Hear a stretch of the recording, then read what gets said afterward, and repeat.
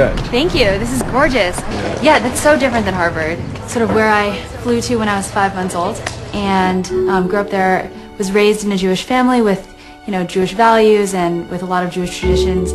I went to a Jewish day school as well for most of my childhood as well. So that you take this one. And I think that Jewish learning does play a role in sort of greater academic learning as well. So from a young age, you're taught to question, you're taught to think things through in a logical but inquisitive way. So you're not just told information and then told to memorize it, you're told information and then told question back. So ask questions about why that's the case or how could it be different, kind of pushing back and always sort of asking questions about it. I was a great dad growing up. He was very involved in sort of my studies and very encouraging. And so, I don't know, what do you think about sort of what was your parenting style in terms of how involved you were in my learning? Well, as you remember, we always had dinners together, and not just dinners. Every time I was and asking for answers from you. I think I remember sitting in the car. One of my favorite games when I was really little was anytime he would answer a question, I would say, well, why? And then he would say, oh, so it sort of starts out like, well, why is this? Oh, why is the sky blue? And my dad would say, well, because, he would explain it and say, why?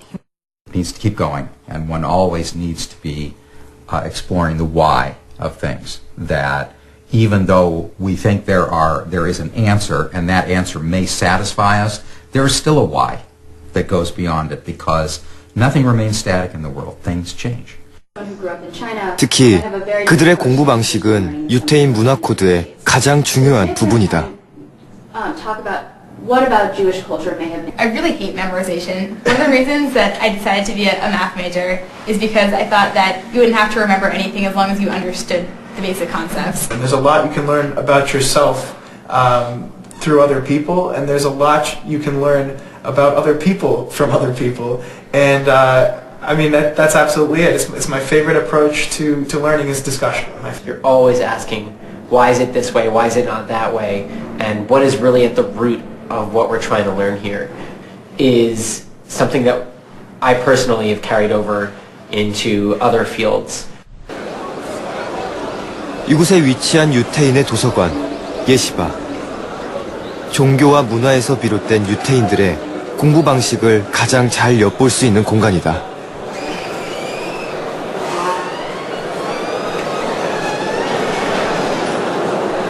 The atmosphere is really interesting. They're talking and discussing. They're constantly talking about the text that they're studying.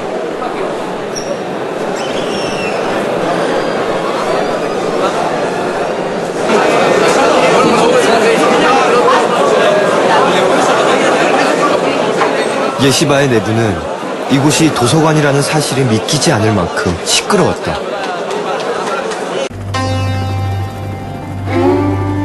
이곳은 유태인들의 유랑의 역사가 시작된 곳이다.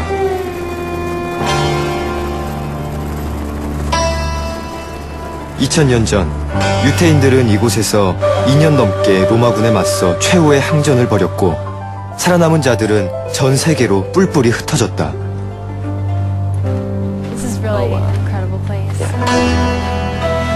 재산을 빼앗기고 유랑하던 이들이 가지고 다닐 수 있는 유일한 자산은 머릿속의 지식이었다. They didn't need, a specific object to transmit their culture, but instead they were able to do it through this knowledge, and that's why learning was so important to this people, because it was really what kept their cultural identity together, because they didn't have the option of having physical objects represent their culture. Interesting. Yeah.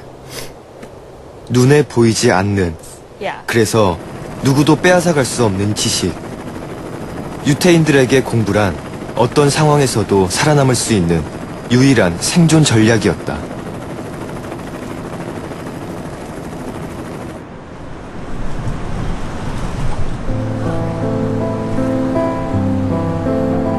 이스라엘의 작은 마을에 위치한 노벨상 거리.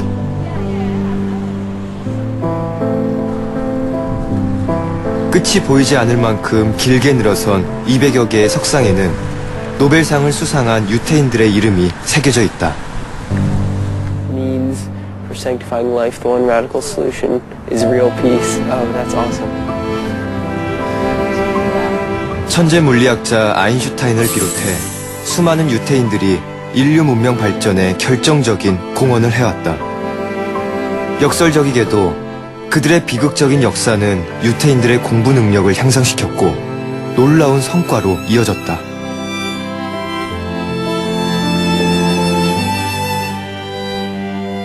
And it's incredible how long it is because it really shows how many Jewish Nobel Prize winners there have been. There have been about 20% of all Nobel Prize winners have been Jewish, which is incredible to think because in the world only 0.2% of the population is Jewish.